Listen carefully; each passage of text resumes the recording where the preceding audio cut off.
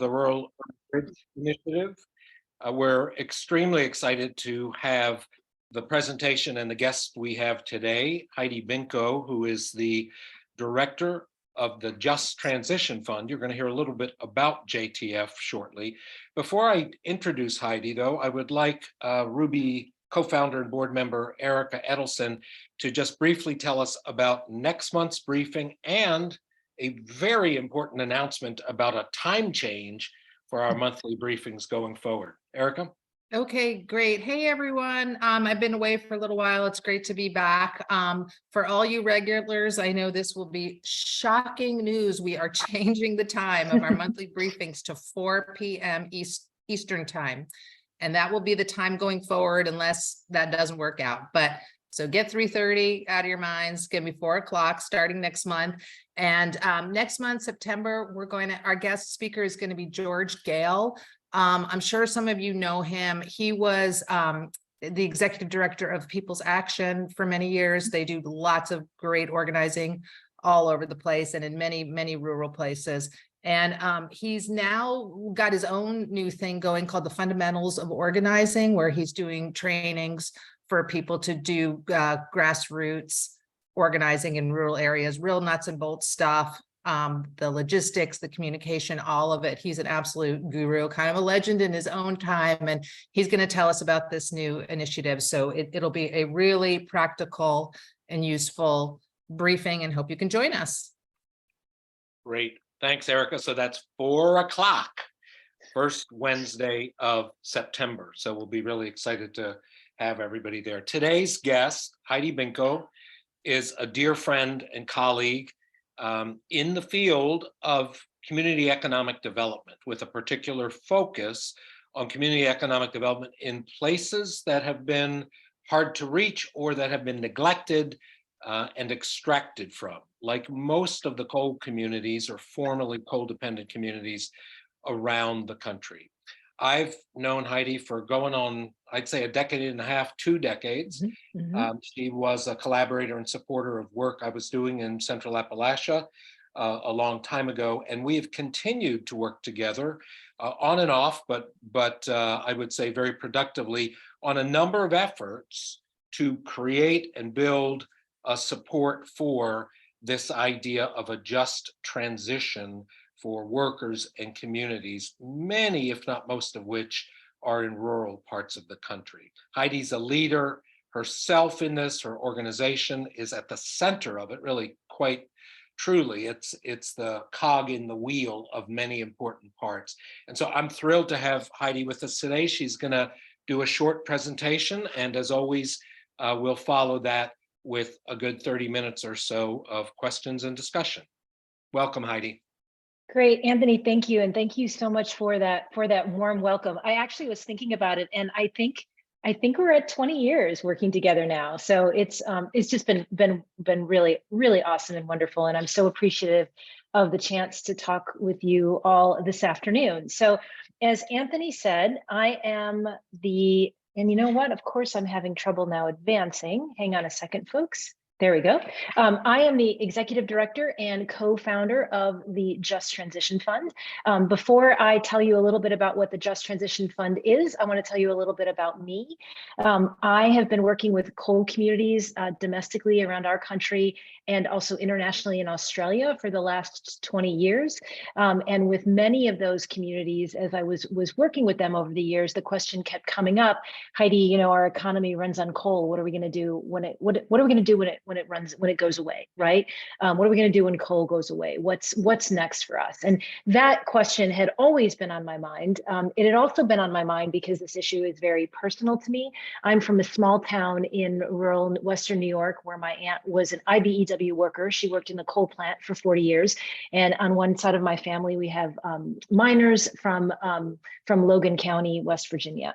And so again, it's just, I know after seeing, you know, my aunt and all of her friends in my very small rural community dealing with these issues, it's tough, right? And so, you know, this is something that's been in the background of my mind for a long time. So getting really clear, let's talk about the problem first and foremost. And so when I was in philanthropy and working with coal communities, What were we seeing? We were seeing in places where coal plants and coal mines were closing or were about to close, we knew that there were a range of economic impacts that would happen. We'd see direct job loss, right? But we'd also see indirect job loss too. So usually for every one miner or power plant worker that loses their job, 4 more people lose their job in the community. And I think that's a statistic that many people don't realize, right? It's not just a problem that affects coal miners and power plant workers for sure. When those power plants and mines go away, power plants in particular are typically the largest property tax payers to a local government. And so those local government budgets can be reduced by upwards of 70, 80, and in one case, even 90%. So we work with those local governments that have just been hit so hard by the closure of coal plants and the loss of the tax base, right? So back in 2020, 2012, 2011, 2013, before we started the fund, that's what we were seeing, right? It's really these stacks of financial distress. Indirect job loss, loss of erosion from the tax base that was just really hurting communities. And so in 2015, when we had heard from the Obama administration that they were going to be launching the Power Initiative was, as many of you know, the first time that federal funds were ever made to help coal communities in transition. It was not a huge amount of funding, but we knew, seeing the great innovation by people like Anthony and others working on this issue, community economic development in Appalachia, we knew that there were people not only in Appalachia, but around the country who really needed access to those funds to scale up the economic diversification and workforce development programs that they were trying to employ to grow their local economies. And so me and my partner at the time launched the JTF in response to that program. So we started very specifically to help communities access federal funds back in 2015. Our goal was to accelerate the economic development and the diversification of hard-hit coal communities, again, places around the country where plants and mines had closed. When we started the fund, we knew, though, and we were able to draw the support of a lot of climate donors, because one of the arguments that we were making is, as a country, we knew we were trying to secure national, durable climate policy solutions, but we felt, and this has always been our theory of change, that in order to build that broad and durable support for climate solutions, we've got to make sure that the frontline coal communities can have a vibrant economic future, right? It's about making sure that people in these places can feed their families, can take care of their families and their livelihoods. So that's what the JTF essentially is all about. We're addressing an economic problem, and we started very specifically by helping communities access federal funds. And over the years, we've expanded our approach, and our approach can be very succinctly described in 3 sort of strategic buckets. Access, meaning we help communities access federal funds to scale these programs. Advocate, we help provide grants and capacity to organizations so that they can ensure that there are state and federal policy solutions that work for them. And then convene, and that's where we bring all like-minded people together, usually in a big convening once a year, to sort of help spread and generate help spread good ideas, right?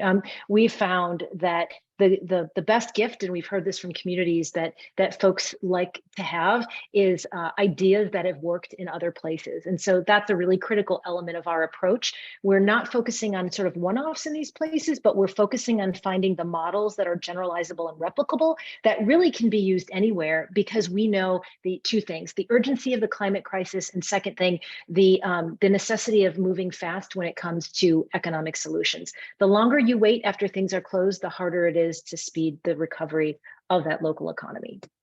So that's a little bit about us. I want to talk about who are coal communities, because I think that there's a lot of myths here, and I know Anthony and I have talked about this a lot. There's a lot of myths about who's in rural America, right? And there's, I think, this sort of very wrong assumption that rural communities are homogenous. So coal communities. So back in the day when we started, we were not very large, and we wanted to be very, very strategic in our approach. So what we did is we undertook this fairly significant data-driven analysis that was really rooted in equity. We looked at 4 different factors, which, you know, I can go into detail in the Q&A if you want to talk a little bit more about it, but essentially between population, developing a coal intensity score, looking at other demographic and economic factors.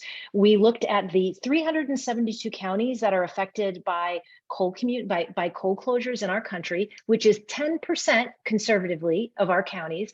And what we did is our analysis ranked those counties. Essentially what our analysis did is it provided a ranking that identified the communities that have experienced the most economic distress, overlaid with those places that have the most marginalized populations, right? So in a sense, we go where the problem is the worst and the capacity is the least, right?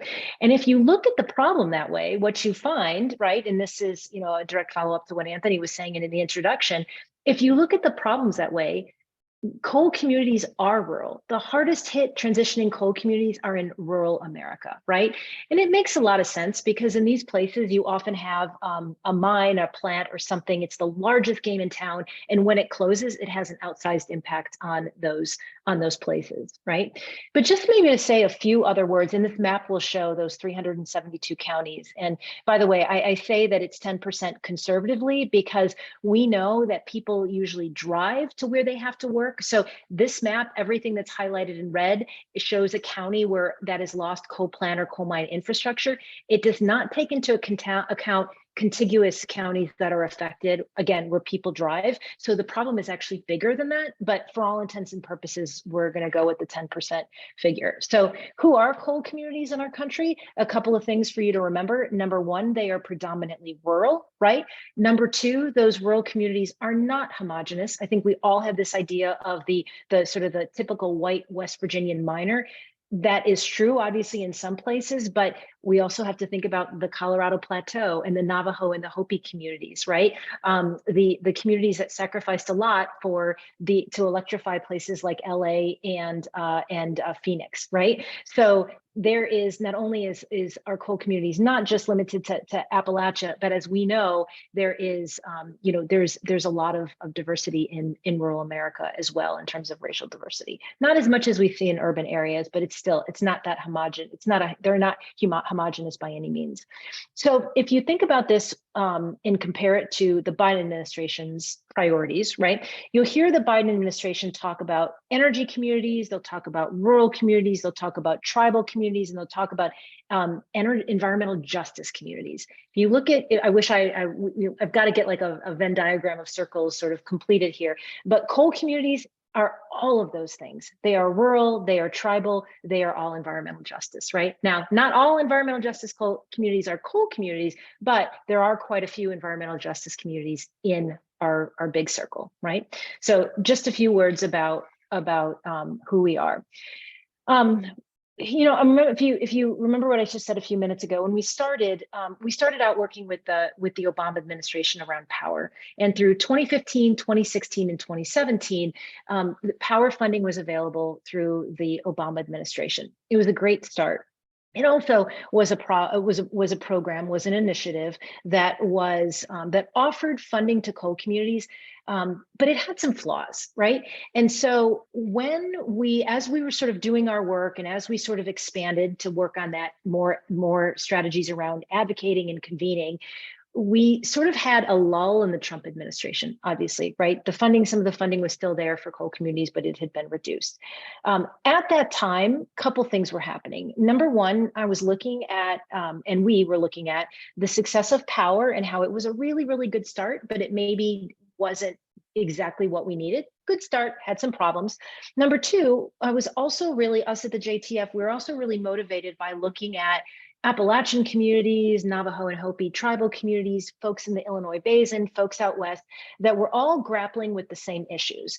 And even though we did not have a friendly administration at the time, a few of us got together and had this idea, we're seeing these communities, they obviously have different local context, but at the JTF, we were also seeing a lot of high level commonalities, right?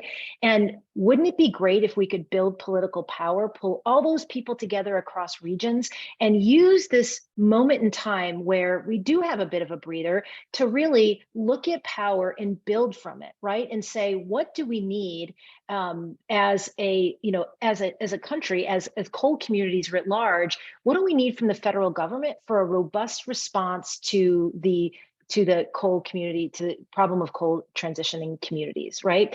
And so from there, our National Economic Transition Initiative was born.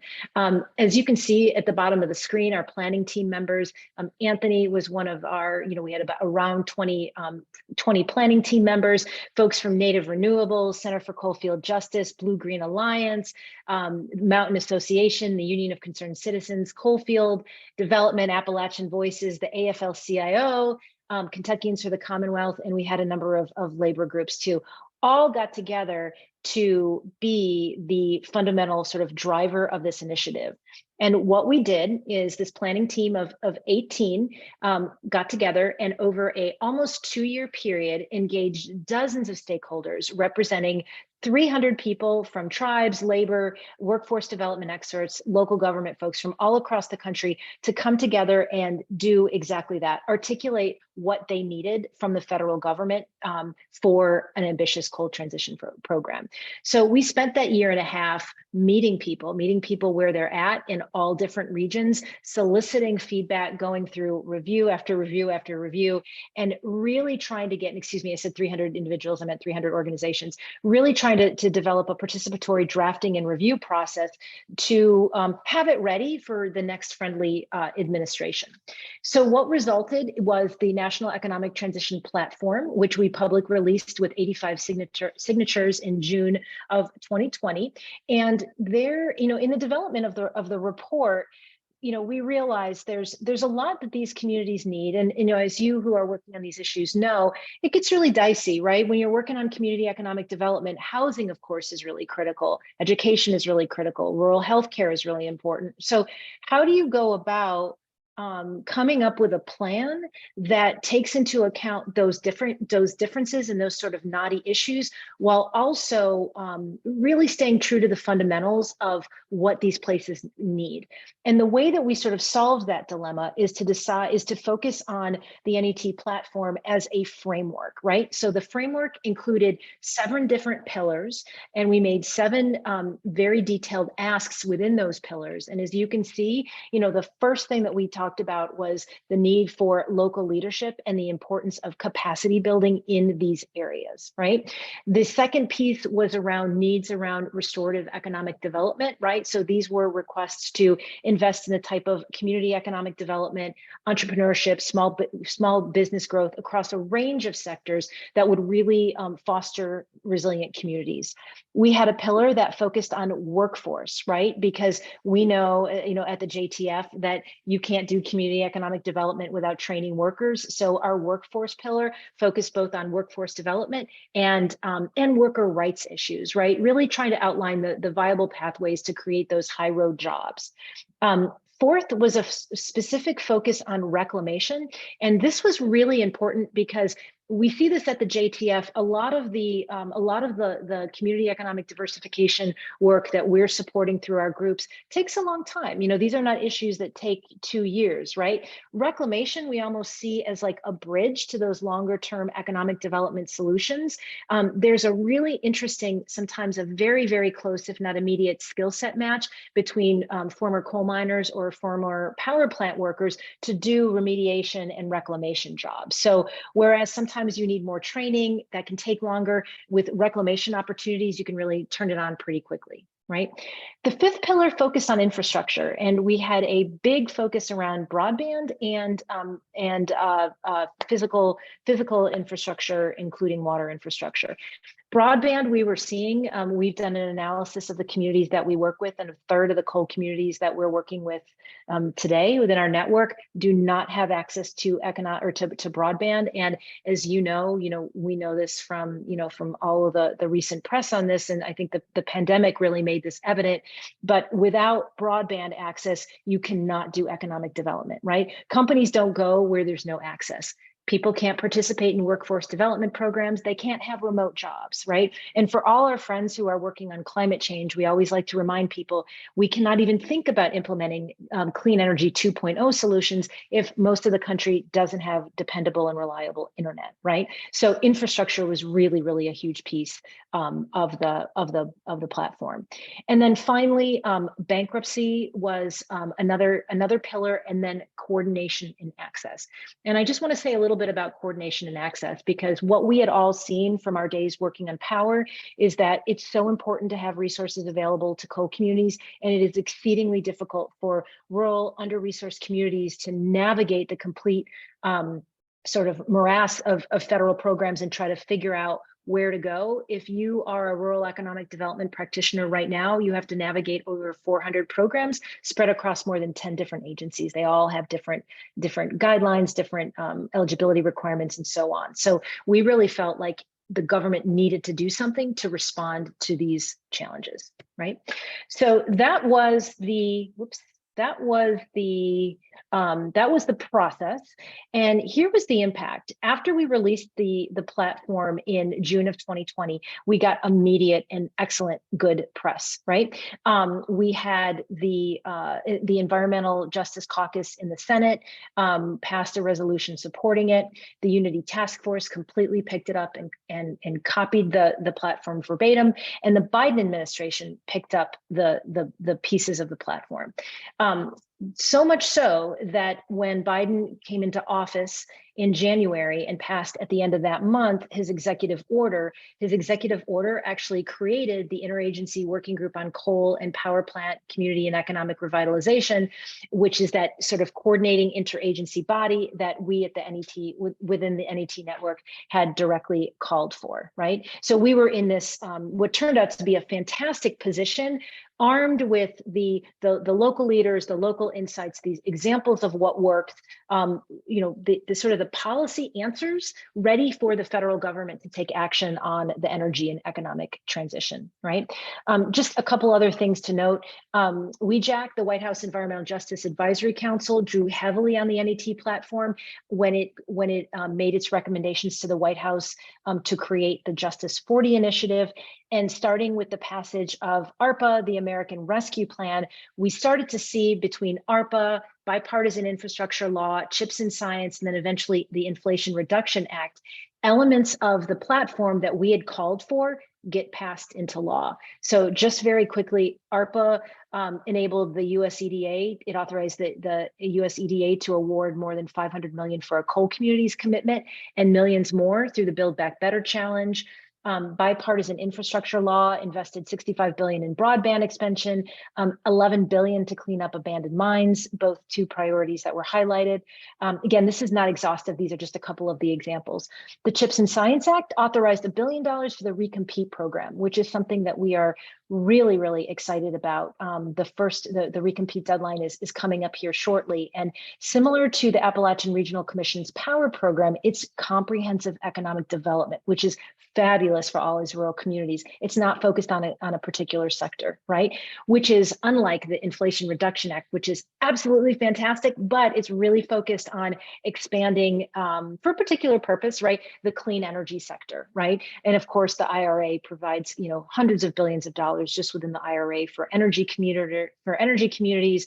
A couple of key high points, as you all know, are the adders for clean energy production tax credits, another 10% adder if you have a project that's sited in an energy community, and a $4 billion carve out for manufacturing projects in energy communities. The IRA also has a host of programs. These are just a few. I'm not going to go into these in detail, but you'll see things like the New Era Clean Energy Demonstration on Mine Lands, the Energy Infrastructure Reinvestment Program at DOE, which offers more than $250 billion, billion with a B, for community economic development for places that are losing coal infrastructure. That's made available through loans. And of course, on the broadband issue, we're seeing great billions of dollars made available through BEAD, through Reconnect, and through the BIA's National Tribal Broadband Grant Program. So again, I think the bottom line here is literally hundreds of billions of dollars available for energy communities. I will not say that NET is completely responsible for this, but I think that we played a big role, right? We played a big role in presenting the administration with the solutions that were coming from local leaders at a time when they were really wanting to move forward on these issues, right? Okay, so right now, just very quickly, we've got now hundreds of billions of dollars, very different than when we started with power, and so what we've done at the JTF over the last number of years, we've always done this access work, but in light of the historic opportunity, starting in January of 2021, we expanded our Federal Access Center. And for those of you who don't know it, our FAC is our one-stop resource hub that provides both grants and technical assistance to literally help communities secure public funding for workforce development, economic diversification, and infrastructure solutions. We help communities at a variety of different stages, so those that are application ready and ready to go. And we've also recently launched our Cold Communities Get Ready Challenge, which is for those communities who have a really big idea to revitalize their community and want to get, need that big public sector investment, but they don't have the capacity to do so. So those are a few of the ways that we're working to help communities access these historic investments. And so far, we've helped we've helped drive over $400 million in federal funding to these communities. Anthony asked me to talk about NET and sort of talk about some examples of success we've seen along the way. And I wanted to spend just a couple minutes talking about why was NET so effective, right? Why did we see why did we get so much attention from the administration, so much attention from all the different agencies that are working on this issue, and why so much attention from congressional officials, right? And the answer is that we fundamentally started from real local examples of what works. And that is a fundamental different way to develop federal policy that most people do, right? It's really hard, as you all know, to engage communities in federal policy making. And so we tried to flip the script and make sure that the people that were informing the NET initiative and platform, hopefully the people that were informing what we would hope would become federal policy, were local leaders, right? Local economic and workforce development practitioners, people who know their communities, who are from these places, know what works, have a bright vision for the future, and have real life experience training workers, creating jobs, revitalizing economies, and really growing local communities, right? Growing local economies. So there are many examples that we've, in many communities we've worked with during the lifespan of the JTF. I think it's important to note they span sectors. At the JTF, we feel very strongly in a diversified economy. And so that means that we really build from an asset, we build from the assets of a place. It's a place-based, asset-based theory of economic development.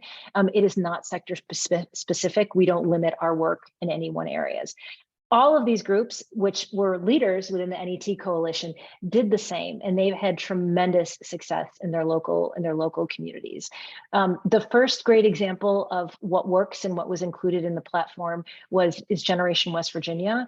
Generation is a workforce development group that's based in Charleston, West Virginia. They have really seen the problem of sort of young brain drain in the state, and they have been working for years to try to keep young West Virginians there, right? They're trying to connect young folks to both in-state and out-of-state tech sector employers, and that program has been really working. And they've been drawing a lot of young people back to West Virginia back into the tech sector to have those jobs. That work was actually quite successful before the pandemic, and then after the pandemic, it really took off. Generation West Virginia is also really notable. I want to say a little bit about their statewide broadband project. They took, they working with the JTF and the Benedum Foundation, they developed this statewide broadband project that connects unserved and underserved communities with broadband for economic growth. So they really did an amazing job to try to help a number of communities across West Virginia accessed more than now $45 million in federal funds that connected over 30,000 of previously unserved and underserved households. And again, going back to like why broadband? Without broadband, you can't do economic development, right? So both of those programs, the remote work program and the broadband, are really, really models. I want to lift up Appalachian Sustainable Development, the group that Anthony founded. They've just been doing amazing work not only in Southwestern Virginia, but also in Northeastern Tennessee. We've supported ASD over the years, and they've done tremendous work trying to build, they're a local food and sustainable ag organization that's helped really build a regional food corridor to grow that local food network and connect Appalachian farmers with larger regional markets, right? It's a great example of a project in an organization that is using local foods, looking at the potential of regenerative agriculture as an economic growth model, and they are making a big difference in those regional economies. In fact, just recently, ASD, working with a number of their partners, just got a big $42 million grant from the USDA to keep building out this regional food hub and network. All of you are probably familiar with coalfield development. Brendan Dennison, of course, was a key leader in and a key partner in our national economic transition initiative. And for those of you that know Coalfield has been using their 3336 model to train former workers in a variety of sectors. So clean energy, training people to install solar panels, the restoration of dilapidated buildings in West Virginia, and then also agriculture in terms of reclamation and remediation too. So again, working in the Southern coalfield regions, they've been doing a phenomenal job for now more than 13 years to try to diversify and grow that local economy. We've got a couple of, and again, these are just a few, but a couple of really excellent tribal examples, and I wanted to lift up Tribe Awaken. Tribe Awaken is led by Tony Skrilanis. They're a native-led economic development organization that's really focused on entrepreneurship to cultivate businesses across a range of sectors, from local foods to local tourism to local retail businesses. And Tony, who used to be the head of commerce and economic development for the Navajo Nation itself, has really been working to try to give Navajo communities places to buy, shop, spend their money, if you will, on the Navajo reservation, because right now almost 75% of money that is generated on the Navajo reservation leaves or leaks because people have to go off reservation to buy what they need. So he's been really creatively trying to address that problem, right? To build and grow their local economy. And then finally, another phenomenal example is Plenty Doors. Plenty Doors is the CDC, or the Community Development Corporation of the Crow Tribe, and they have a really cool workforce development program with a technical college, and they are developing workforce curriculum for basic trade positions. So, again, throughout I think the really important thing here was several different examples built into the NET platform, coming from local people, based on what they need and what they see works, right? This slide, I just wanted to sort of just mention this to let you all know, as the JTF has continued to work and evolve, Mayor Garcetti, who was the former mayor of LA, saw the NET platform, and actually his office approached us to help the city and the county of LA with what has become the first U.S. transition plan for oil workers. So we worked with the city and the county to release that plan just last year. And similar to the NET, we're looking at pulling together a variety of different stakeholders and looking at a variety of workforce economic development needs to do that work. So it was just interesting to see how the NET platform sort of rippled in a number of different ways, right?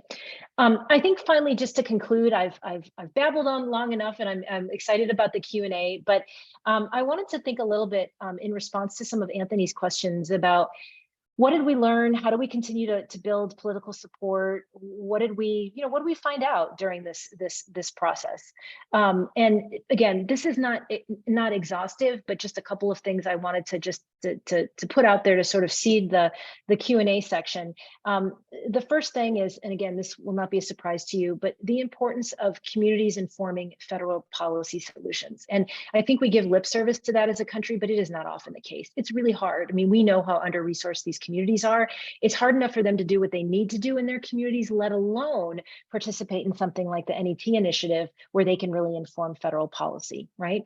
So, what we found really worked is, and what we think is really critical is when you put those credible local economic messengers in front, right? Otherwise, what we were seeing is just transition or climate policy was just transition climate policy, I should say, is all too often being influenced by inside the Beltway climate groups, which is, really important from a perspective, but they're just not from these communities, and they don't have that, they don't have the expertise on what we really saw as an economic issues, right?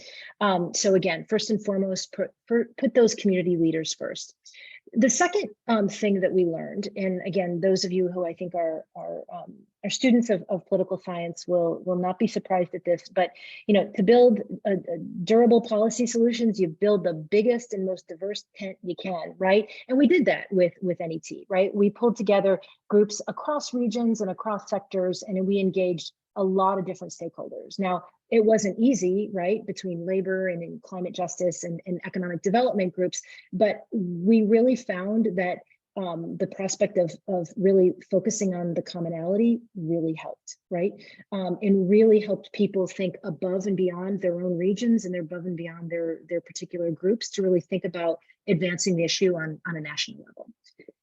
The third point I wanted to draw out isn't so much about the policy development per se, but it's what happens after you get the win, right? And I think that's something we've learned in the last couple of years, and we know from our work with power.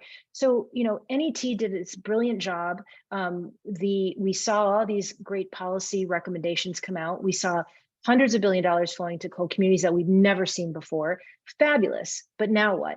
And we all know that just because the money is there does not mean that these communities can access it, right? There are fundamental barriers that people face. And so a big part of our work today, and I think a big part of this work, is helping people in rural areas helping them access these funds so that they can put the funds to use in a way that works for them. So it's showing communities that the federal government can work for them, right? That real-time access of dollars of access and dollars actually flowing to distressed places is really critical.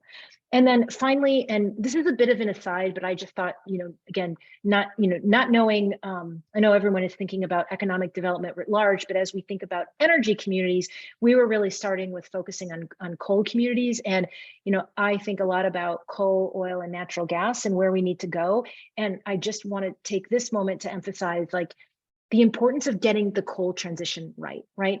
We are already seeing the administration take what we're learning with coal and apply it to oil and gas.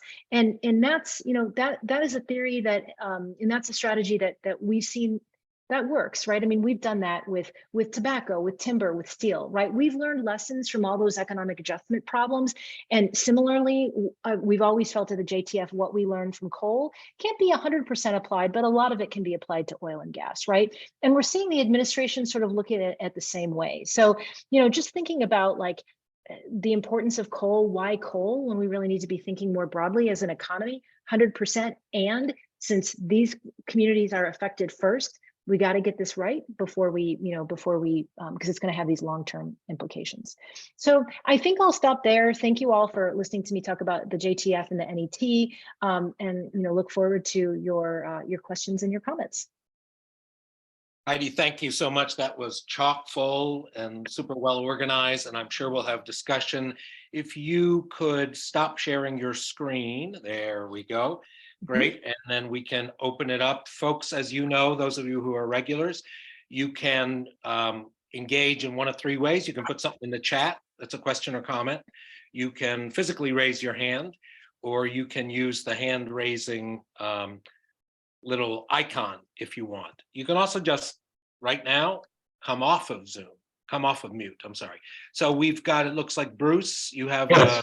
There are a lot of groups here in Georgia, just to say like the Southern Alliance for Clean Energy, that are trying to develop ways that they can effectively assist in potential beneficiaries under the IRA, Infrastructure Act, to access information that would be helpful to them.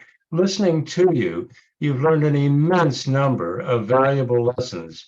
And I think that would be of interest to the leadership of some of these clean energy groups. You obviously have dealt with a number already. To cut to the chase, have you considered synthesizing the kinds of comments you've given here in written form so that other potentially interested groups could access at least some of the principal things that you have learned, particularly in creating most recently this hub that you referred to? Bruce, I'm so honored to hear you ask me that. And I have not thought about that. I think because, maybe because I'm so sort of in the weeds on these issues, like even Anthony today, as I was thinking about this stuff, I was thinking, I'm going to bore the pants off of everybody because of course everybody knows all this, right? So I think it really hadn't occurred to me, but I actually love that. I love that idea. And I think that that's something that the JTF team would love to do, and, love hearing your thoughts about, it sounds like that you think that would be helpful. And just a footnote on that, and you all are much more experienced, certainly than I am, but I think what has happened, many groups have been advocacy groups for action, particularly at the federal level. We now have action at the federal level. They are not accustomed to, because they have not had the opportunity to do it, to actually figure out how to actually now be facilitators to potential beneficiary groups. That, in a nutshell, my impression is the challenge.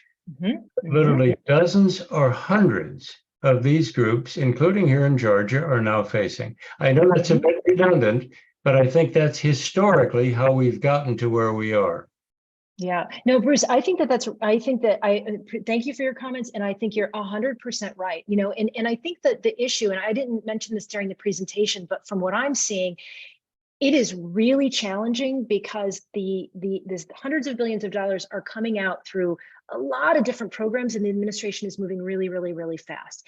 And you have to have a certain amount of expertise and knowledge to access funding. Different agencies are tough, right? So EDA is harder than DOE, it's really challenging. So if you've been an organization that hasn't done that work and you want to try to, I would not suggest starting from scratch. You've got to go to the people who have done it for a while, because it's a whole different ball of wax. Yeah, thank you for that. Thanks, Bruce, and thanks, Heidi. There's a question in the chat, and then Erica will verbalize hers. Jack asks, where can I access the map that identified the location of coal-impacted communities? Let me say, first of all, that you can access the whole kit and caboodle of Heidi on the Ruby website. In a couple of days, Jackie will have it posted, everything, her slides and this conversation. But Heidi, is there a place at the JTF website perhaps where they can get that? Will be. Yes, there will be. If you go on to our website, we don't have it yet because literally that map is like hot off the presses. We redo that analysis every 2 years, and we just redid this. So that's like a fresh map, right? And so we don't yet have it on our website, but we will shortly. But yeah, Anthony, thank you, and Jackie for putting out there. Okay, excellent, great. Erica. Yeah, thanks, Heidi. In the communities that have been reaping these incredible benefits that you've been talking about, how much awareness is there in the general public about the programs, the benefits, and specifically like where the money is coming from, the fact that the federal government has been pouring in money? It's a great question, and I would say it depends. So, for example, if you're working in a place like Southern West Virginia or Eastern Kentucky, those places they know the importance of federal funding, and a lot of those communities have a really tight relationship with the Appalachian Regional Commission, right? So ARC and other agencies have done a pretty good job of advocating for their programs, but you still see pockets, right? So like you'll see sometimes like some local elected leaders, definitely some local economic development districts, depending on what they're called. They're called different things in different states. Pretty good, very good awareness among them, not so great awareness among the public. You'll hear a lot of statistics about the general public not really knowing what the IRA is and the advantages that it brings about, which is why I mentioned one of the things that I did, which, I think it's just really important for us to connect the dots about like that great economic diversification project that you see in your community that was funded by the Inflation Reduction Act. That was made possible by this administration. So there's some dots that I think need to be connected. I'll tell you, like, there's so many different programs. I think it's hard for us to keep track, and we look at this stuff every day, right? So I think it's incredibly difficult for the layperson to really keep on track of what's coming from there. And I'll just say one more thing. I don't know what is wrong with some of these agencies. I'm going to get in trouble for saying that, I'm sure, but like New Era, right? Like names are overlapping. There's grants, there's loans, there's grants and loans, right? I mean, it's just like, it's so complicated to sort it out. So I think, again, when you're the general public, it's just this big blob of money. You don't really see what's what.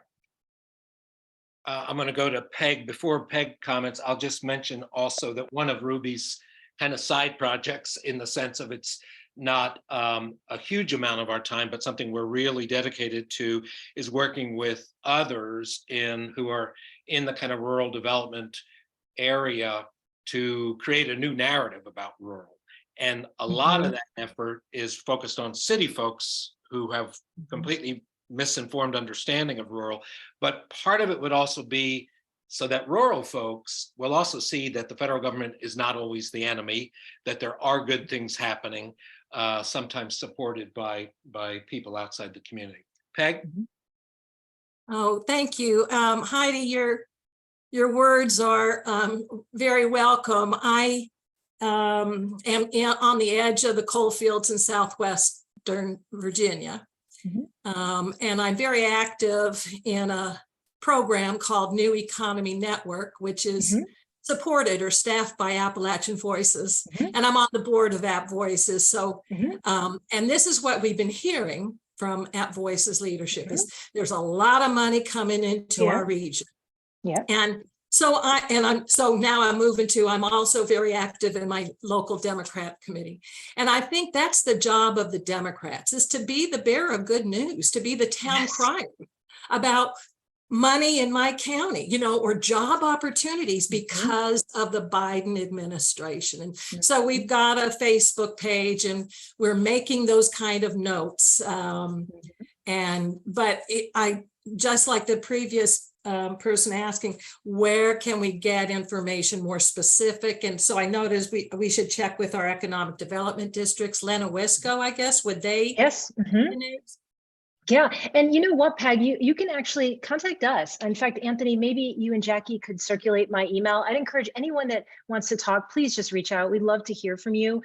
But reach out to us and I'll put you in contact with our FAC team. We do a lot of work helping people navigate the federal programs to find out which programs are a good fit for them. I didn't go into too much detail just because I didn't want to get too wonky on this call, but yeah, we would be happy to help. And I just want to say Tom Cormans is actually a dear friend and he was a critical partner in the NET initiative. Yeah. So he and I go way back. He's great. And I just a little bit nod also, our committee, our Scott County committee has just been accepted into the program, Ruby's program, New Initiative Community Works. And so another thing we do as Community Works would be connecting people with services as a community service, not as a partisan thing, but I think people know. So this is all very exciting. Thanks, Peg. Other questions? Oh, okay. Boy, Heidi, that was nice. That's like giving out your cell phone.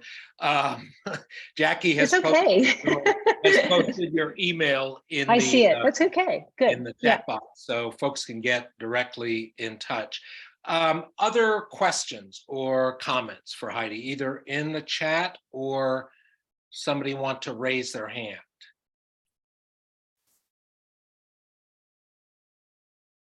I've got one from you while other folks are formulating. So I've been not in the thick of the development of NET quite as much as Tom Cormans and some others, but have definitely been involved over all this time. And I gotta say that at the beginning, I was pretty skeptical that any federal administration, and definitely including the Biden administration, would really prioritize this. And I know it's not been perfect because I'm in on enough of the email exchanges to know that everything hasn't gone exactly as we'd hoped. But not only have they committed a huge amount of money, but also the way they've done it, which is kind of the way we've been urging for about 40 years, which is investing in local and a bottom-up approach. So a quick political commentary question. One of the biggest critiques that rural people have, and especially rural conservatives, but actually plenty of rural liberals too, is that the federal government just doesn't get it. Everything is top down. Everything is cookie cutter. Everything is designed in other places by other people. So they, even if they have our interests at heart, they screw it up. This seems to be an example where, as you said, with NET's help, they flipped the script. So first, do you think that's fair, or is that being too generous to the administration? And then how would you, in simple terms, make that case to our rural neighbors? Yeah, the federal government is often screws up, but you know what? They're doing it right in this area. What do you think? I think it's totally fair. And I think what we've seen with this administration as they are trying to battle climate change, right? And like IRA is a great example. They're trying to expand the clean energy sector. They're doing it by making a big, big bet in industrial place-based policy, right? So it is not top down, right? It is place-based. And it is thinking about those local communities and thinking about what they need, right? That right then and there is fundamentally different than anything we have ever seen before, right? So I think you're right, Anthony. And I think that that's another one of those dots that need to be connected for sure. Okay, great. We have a question in the chat, and then Kat, if you'll hold on just a moment, Kat. The question from Marty is, what is the process or website to access this information, and how do we get access to information about our local county's benefits received? Yes, and so are you asking about our Federal Access Center and what we can do to help? Is that what the question is? That there's information we have about federal programs. So Anthony, maybe we could put up our JTF Federal Access Center. I can send a link. And then that's a good place to start. And I see that somebody was asking about the map. The map deals with closures going back to 2016. And the reason that we did that is because you've got a time period after which you can still help a community diversify. Sometimes you don't want to wait too long because it gets harder and harder, but we didn't want to make it too recent, right? So that's why we went back to 2016. That's why you're seeing your county reflected there. I would guess. That's my comment. Let me clarify, Heidi. So the Access Center is partly for community groups, nonprofits, economic development to actually get the skills and capacity to write the grants to access. But would it also be helpful to the average person who isn't going to turn around and write a grant themselves, but just wants to learn what potentially could be flowing in the community?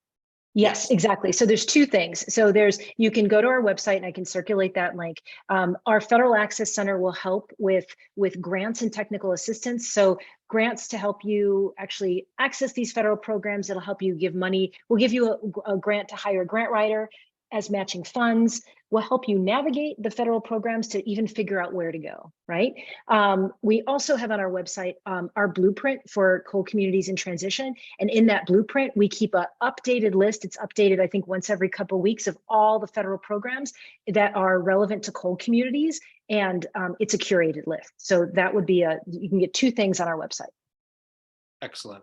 Kat, go ahead and come off mute and ask your question, please. Yeah, thank you.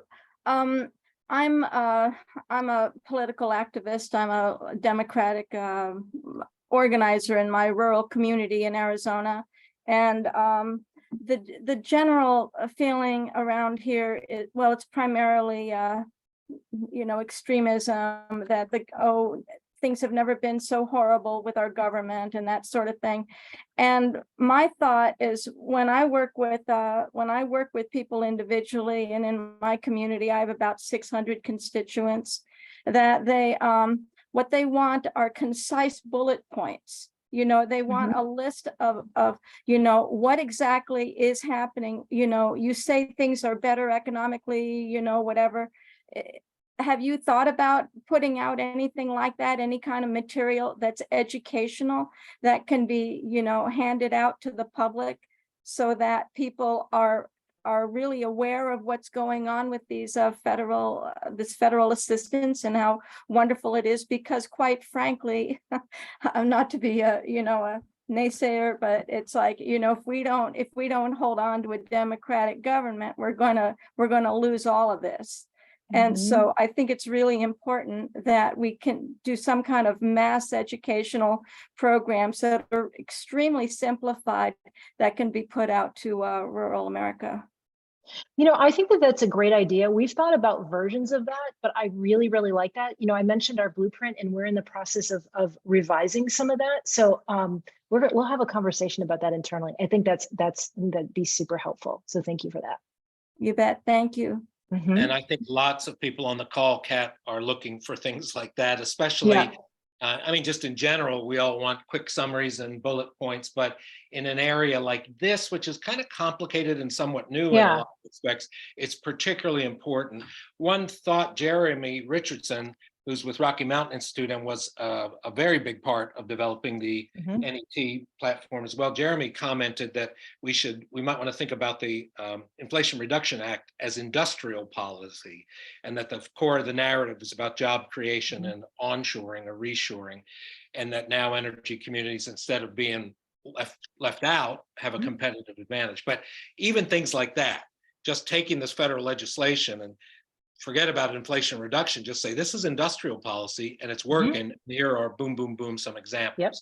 As I said, this is the administration has made a big bet, and it's all an industrial place-based community economic development. Better still, industrial place-based. Excellent. I want to also, if I could just add something really quickly, I've done this amazing organizing around here that, the county is utilizing my program, where we got 92% of my precinct voting in the last election. And it's because of people having conversations. And once you can get people to listen, that's when things change. And it empowers people when they see positive things going on, like what you're working on, Heidi. Thank you. Thank you. Wow, that's incredible results there, Kat. Erica, if you want to come off mute and ask your question, I know you also want to post a survey. I don't know if Jackie has that handy or you have that handy about upcoming briefing topics, but yes. Yeah. Sure. Yeah. So two things. One, I'll post the link first. We have a survey that you can please click on and take the survey after we're done here. We want to know what kind of topics you'd like addressed at future briefings. And then I guess this will be the final question for today is, Heidi, you mentioned that there were you saw differences in terms of what the kind of Beltway climate groups, what their asks were around a just transition and what local people would want. Could you give any examples of like what would one group versus the other group be asking for? Yeah, I think what we fundamentally saw is it's sort of a, not to be too wonky, but I think it kind of comes down to a focus on goals, right? A lot of times the goals of those groups are to reduce greenhouse gas emissions, which is great, 100% there. But when you're thinking about these type of policy solutions, the goal first and foremost is growing the local economy and economic development, right? So there's a fundamental difference right there, right? Different goals, different strategies, different solutions, right? And so it's not so much, maybe it's definitely differences, but it's absolutely different prioritizations, right? I think the other thing that we've seen, and this has gotten much, much better, and Jeremy's done a lot of great work on this. This has gotten much better over the years. But when we first started out, we were seeing a lot of people really focused on the problem of like power plant and coal miners, right? Like oh, this is like a worker problem. And if you look at those numbers, it's like 140,000, I think, for minors, give or take, and then or 100, what is it? It's somewhere around 140,000 for both, I think, for both power plant workers and miners today. It's not a lot, maybe a little bit more than that, right? But when you start to think about it as a more comprehensive problem because of the erosion of the tax base and because of those loss of indirect jobs, you start to realize that it affects whole communities, right? And so when you think that it affects whole communities, your solutions have to be different. So one of the biggest differences, Erica, is that we would see climate groups just thinking about workers, and they would not be thinking about comprehensive community economic development solutions. They certainly wouldn't be thinking about infrastructure. They wouldn't even thought about broadband, right? When if you were in a local community and that's the first thing you got to think of. You got to get either the broadband infrastructure or the social infrastructure, the water infrastructure, whatever, right? So it's a fundamentally different way of approaching the problem. I think we've come a long way in the last couple of years, but I still think fundamentally, I think for those durable public solutions or durable policy solutions, I think what really worked in this case is that the administration was hearing from people, like the people I referenced, like Anthony coming out of Southwest Virginia, that were real people in these places that had experiences and knew what their communities needed. That's very different than being a special interest group, right? So anyway, it's just a different way to look at the problem. And that model could be so transformative. It could be part of restoring some sense of trust in our common fate and in our governments to be able to help us, because people, I think rightly, often feel like they're not heard. And this was a process where they really were.